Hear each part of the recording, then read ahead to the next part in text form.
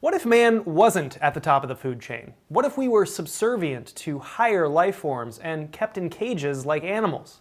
That's the question posed by the 1968 film Planet of the Apes. The movie is actually based on a 1963 French novel called La Planète des Singes by Pierre Boulle. Boulle? But for the purposes of this video, I will be comparing the 1968 film to the 2001 Tim Burton film of the same name. This video will contain minor spoilers about both of these movies, so if you don't want anything spoiled, here's your warning. Okay, Planet of the Apes. It was directed by Franklin Schaffner and stars Charlton Heston as a space explorer who crash lands on a mysterious planet inhabited by apes who can talk and who capture human beings and keep them in cages. When this movie came out in 1968, it blew many audiences away, mainly for its surprise ending and also for its incredible makeup effects. I read that 1/3 of the entire budget of this movie went just towards makeup. I vaguely remember watching bits and pieces of this movie on TV as a kid, but I had actually never seen it from start to finish all the way through until last night.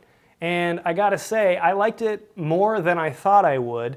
The effects are still pretty good even all these years later. The ape costumes and makeup, not bad really. I mean, the lips move and you can see the eyes and everything. Yeah, it doesn't look quite as good as the 2001 makeup, but come on, that's, this movie's 50 years old at this point. Because this movie is, 50 years old, there were some things in it that made me laugh based on the time period it was shot in. Like, for instance, in the opening scene, Charlton Heston is smoking a cigar inside of his spaceship.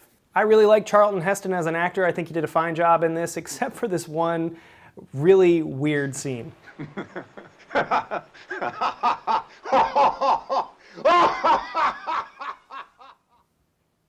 This movie's a bit of a slow burn. It's more of a drama than the 2001 movie, which is more action heavy. There's a lot of sequences in this movie with just walking around or running around with no dialogue that seem a little drawn out in my opinion. The stunt work in this movie is crazy. There's several sequences I remember watching and being like, whoa, especially in the first attack scene, you got people jumping off cliffs like 20, 30 feet down. I thought this guy was gonna break his leg. Another cool thing I like about this movie is the fact that, on this planet, humans cannot speak. They're just like animals. But Charlton Heston's character can speak, but in an initial attack from the apes, he gets shot in the neck and hurt, so he can't talk. He eventually gets his voice back, though, and in the first moment that he actually speaks in front of the apes, he delivers this iconic line that was just executed perfectly. Take your stinking paws off me, you damn dirty ape! Another thing I like about this movie is Linda Harrison. Okay, let's talk about the twist ending. I'm not gonna really get too much into it because unfortunately I had the twist ending to this movie spoiled for me when I was a kid, because I remember seeing bits and pieces on TV of this movie, and one of those scenes that I saw was the very end. So it was spoiled for me. I never had that mind-blowing realization watching this movie at the very end like many people back then did. But I will say I love the ending. It's a brilliant ending, and it is actually different from the ending of the book from what I've read. But this ending, one thing I loved about it is as soon as it's over, there's no music. All you hear is ambient beach noises. And throughout the movie, you get this really sharp percussion score. But at the end, there is no music. It's just beach noise. And I love that because it just lets that ending sink in for the audience. Okay, let's talk about the 2001 Tim Burton movie, Planet of the Apes. Now, I'm not gonna call this a remake because technically Burton has said that he views it more as a reimagining of the novel and not as a remake of the 1968 film. I was 11 years old when this movie came out, and I remember being super hyped about it. I remember seeing the trailers and thinking that Tim Roth's General Fade character was like the coolest thing I had ever seen. I remember walking around the house and at school just imitating him. Get me the spaceman. And I kind of remember being a little let down by this movie. It's not a horrible movie by any means. The makeup is fantastic.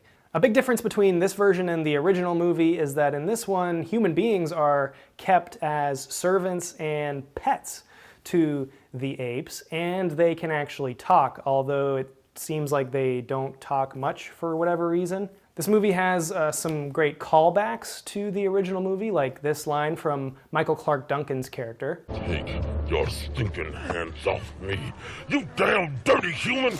Charlton Heston also appears in this movie in a cameo as General Thade's father. One thing I didn't like about this movie is how claustrophobic it felt.